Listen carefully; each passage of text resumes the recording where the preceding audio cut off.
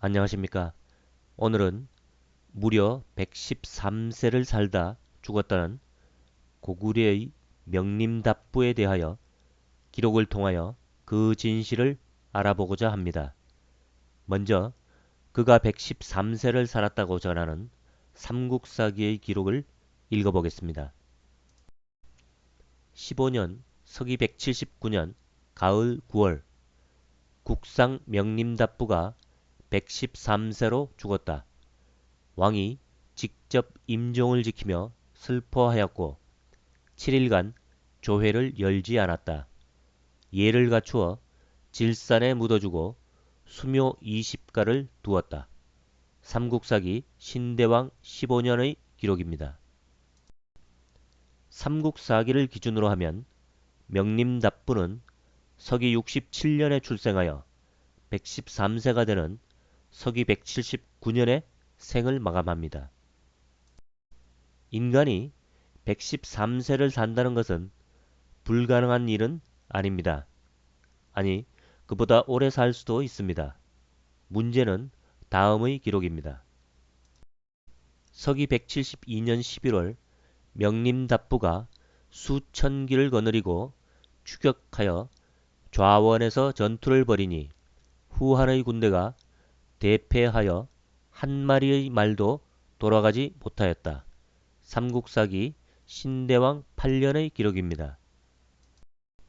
명림답부는 서기 172년에 좌원으로 기병을 이끌고 나아가 후한과 전투를 벌이는데 서기 172년은 명림답부의 나이가 106세가 되는 해입니다.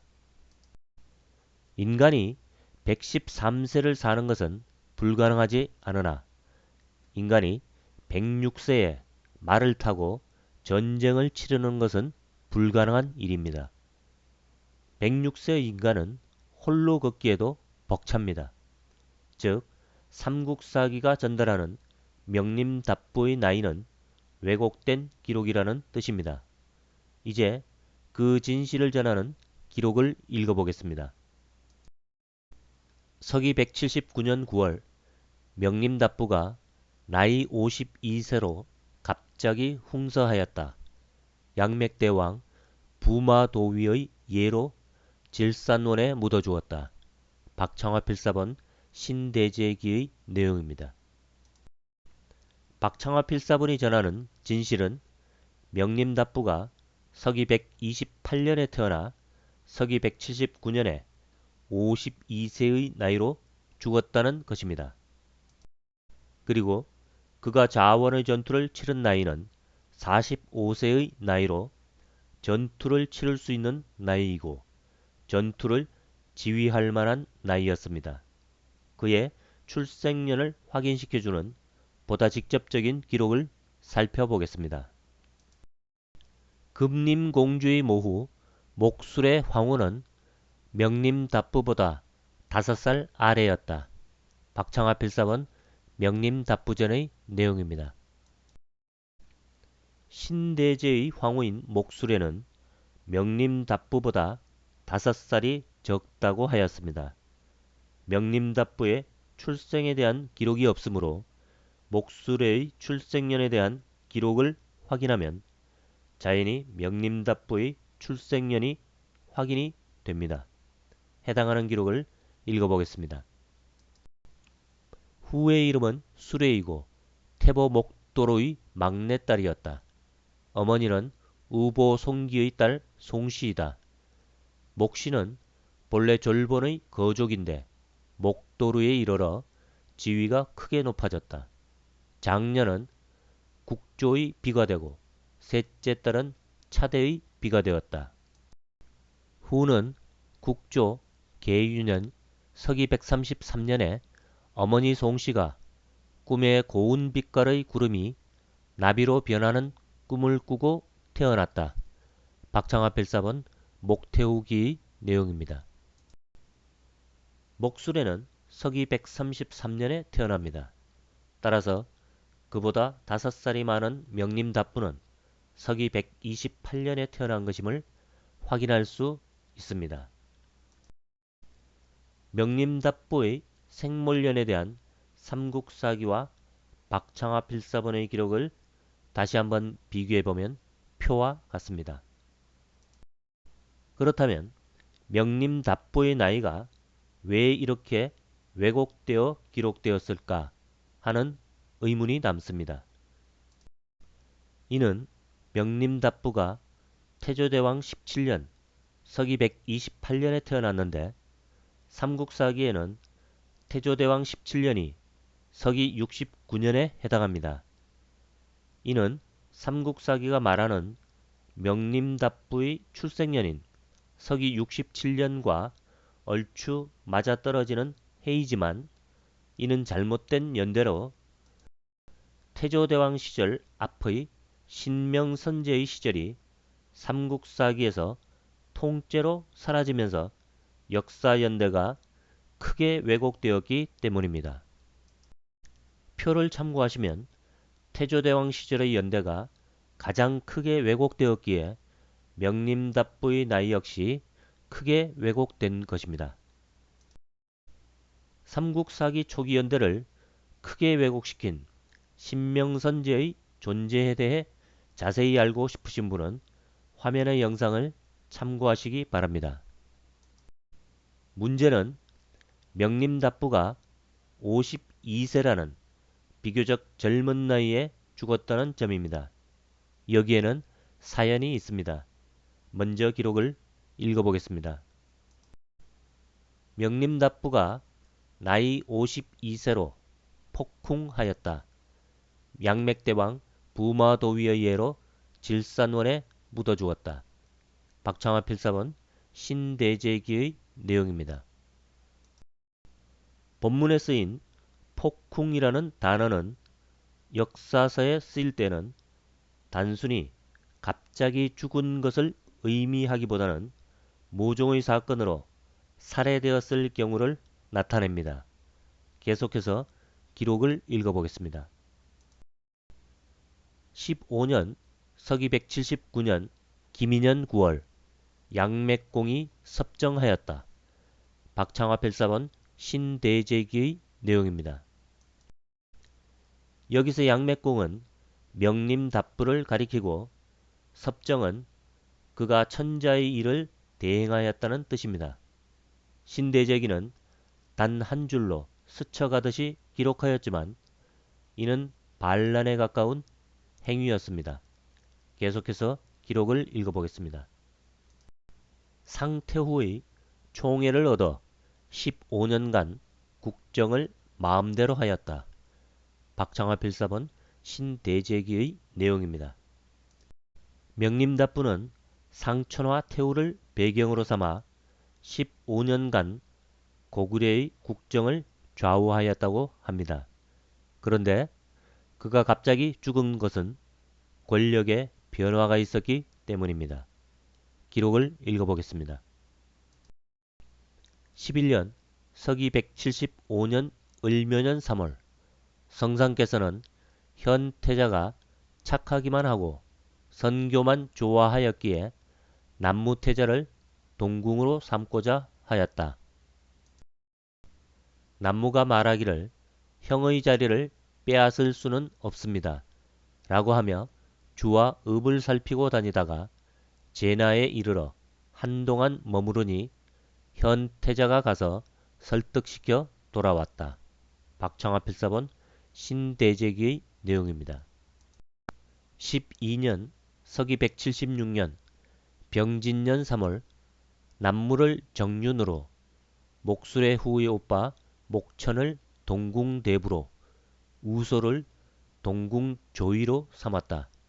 박창화 필사본 신대제기의 내용입니다.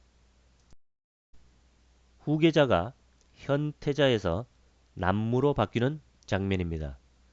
그런데 단순히 태자만 바뀌는 것이 아니라 권력의 추가 명림답부에게서 우소에게로 방향을 틀기 시작합니다. 계속해서 기록을 읽어보겠습니다. 14년 서기 178년 무오년 3월 동궁조위 우소의 딸을 동궁비로 삼았다. 우소의 자귀를 더하고 제나 패자로 삼았다. 박창화 필사원 신대제기의 내용입니다. 우소의 딸이 차기 권력자인 고국천왕 남무의 비가 됩니다. 우씨가 권력의 핵심으로 등장하는 것입니다. 기록을 읽어보겠습니다. 서기 178년 10월 병자일 금음 일식이 있었다. 성상께서 하염없이 눈물을 흘리며 말하기를 짐이 부덕함에도 보위에 욕되게 앉아 있으니 위로는 어머님께 효도할 수 없고 아래로는 백성을 사랑할 수 없습니다. 옛날 우리 동명선왕께서는 매일 100가지 좋은 일을 하여도 부족하다 하셨는데 짐은 하루에 한 가지 좋은 일도 하지 못하니 어찌 슬프지 않겠습니까? 라고 하니 모두 몸둘 바를 몰라 하였다. 박창화 필사원 신대제기의 내용입니다. 명림답부가 죽기 한 해 전 신대왕이 하염없이 눈물을 흘리는 사건이 있었는데 이는 태자와 태자비가 정해진 후의 일이었습니다. 그동안 명림답부의 편에 서 있던 상씨 일족이 우씨 일족과 손을 잡으며 태자가 바뀌고 태자비가 우씨 일족으로 정해지는 과정에 신대왕이 할 수 있는 일은 없었습니다. 이러한 상황을 신대왕이 탄식하는 것이었습니다. 양맥공이 섭정하였다는 기록은 우씨 일족의 이러한 행태에 대하여 군권을 장악하고 있던 명림답부가 반발하였다는 뜻입니다. 하지만 결국 상황은 우씨 일족의 승리로 돌아갔으며 그 과정에서 명림답부는 피살되고 신대왕도 죽어 우씨 왕후를 중심으로 한 우씨 일족들에게는 새로운 세상이 열리게 됩니다. 삼국사기는 명림답부가 차대왕을 시해할 때 그의 지위를 연나조위라고 표현하였는데 이 표현으로 말미암아 그를 연나부 출신이라고 합니다. 기록을 읽어보겠습니다. 서기 165년 겨울 10월 연나조위 명림답부가 백성들이 더 이상 견딜 수 없다는 이유를 들어 왕을 시해하였다. 호를 차대왕이라 하였다. 삼국사기 차대왕 20년의 기록입니다. 하지만 명림답부는 연나부 출신이 아니라 엄표 출신이었습니다. 엄표는 엄호라고도 하며 주몽이 동부여를 탈출할 때 건넜던 엄리대수가 흐르는 지역입니다. 기록을 읽어보겠습니다. 명림답부는 엄표 사람이었다. 18세 때 역군을 대신하여 경도로 와서 숙위가 되었다. 당시는 국조가 차대에게 제위를 넘기려 할 때였다. 박창화 필사본 명림답부전의 내용입니다. 조이라고 읽히는 한자어 중 조자가 삼국사기 정덕본이나 옥산서원본 그리고 박창화 필사본에서 모두 하인 조자가 아닌 향기로울 급자로 기록되어 있기에 급의로도 읽힐 수가 있습니다. 하지만 주자본과 의례목 활자본에는 하인조로 기록되어 있어 급의가 아닌 조의로 판단하여 후대에 교정한 것으로 보입니다. 그리고 박창화 필사본에서 조의를 설명하는 기록을 살펴보면 급의가 아닌 조의가 맞는 것으로 보입니다. 관계되는 기록을 읽어보겠습니다. 종실의 딸 중에서 선택되어 어전에서 심부름하는 자를 여어라 하는데 자의를 입었기에 자의선인이라 한다. 종실의 아들 중에서 선택되어 어전에서 심부름하는 자를 비의 선인이라 한다. 공경의 자제 중에서 선택되어 당상에서 심부름하는 자를 청의선인이라 한다. 당하에서 심부름하는 자를 조의선인이라고 하는데 호족의 자제 중에서 선택되어 계단 아래에서 분주하게 돌아다니는 자를 조도라 하거나 또는 조의선인이라고도 한다. 박창하 필사본 추모경의 내용입니다. 이상을 정리하면 궁궐에서 일하는 이들은 4계급으로 나뉘는데 그 구분을 자의, 비의, 청의, 조의 등의 옷빛깔로 구분하였습니다. 즉 자줏빛, 붉은빛, 푸른빛, 검은빛으로 구분하였기에 조의 역시 검은빛을 의미하는 하인조, 검은비단조로 판단하여 급의가 아닌 조의로 보는 것이 타당할 것입니다. 다시 본론으로 돌아가서 명림답부를 연나조의라고 기록한 것은 차대왕 시해 당시에 명림답부가 호위대가에서 연나조의로 강등되어 있었기 때문입니다. 즉 본래부터 연나조의가 아니라 상태후의 측근이었기에 차대왕이 강등시켰던 것입니다. 그리고 정확히 말하자면 연나조의는 연나궁 조의를 뜻합니다. 계속해서 기록을 읽어보겠습니다. 상천하 후는 순서를 따지지 않고 계속 승진시켜 어전 견용으로 삼자 여러 차례 공을 세워 그 품계가 호위대가에 이르렀다. 박창하 필사원 명림답부전의 내용입니다. 대가는 이 품의 지위로 대장군보다 높은 지위이며 호위대가는 궁궐을 지키는 총책임자로 오늘날 대통령, 경호처장과 같은 존재입니다. 명림답부가 호위대가에서 연나조의로 강등되는 기록을 읽어보겠습니다. 수성이 만륵을 죽인 후로 국조와 사이가 멀어졌다.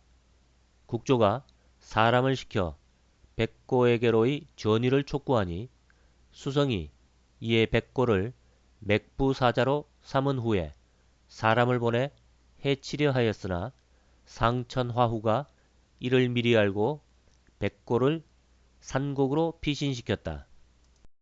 수성이 또 호위대가 명림답부의 직을 해임하고 연나조의로 삼았다.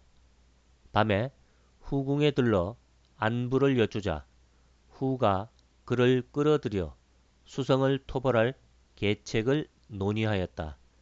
박창하 필사본 상태후기의 내용입니다. 즉 명림답부는 본래부터 연나조의가 아니라 호위대가의 지위에서 연나궁 조의로 강등된 것이며 또한 명림답부는 연나부 출신이 아니라 엄표 출신이었습니다. 그가 연나궁 조의로 강등된 것은 35세가 되던 해였으며 그가 차대왕을 시해하던 해는 37세가 되던 해였습니다. 즉 그가 차대왕을 시해할 때는 삼국사기가 말하는 99세의 나이가 아니라 힘이 넘치는 37세의 나이였다는 것입니다. 오늘은 여기까지 하겠습니다. 감사합니다.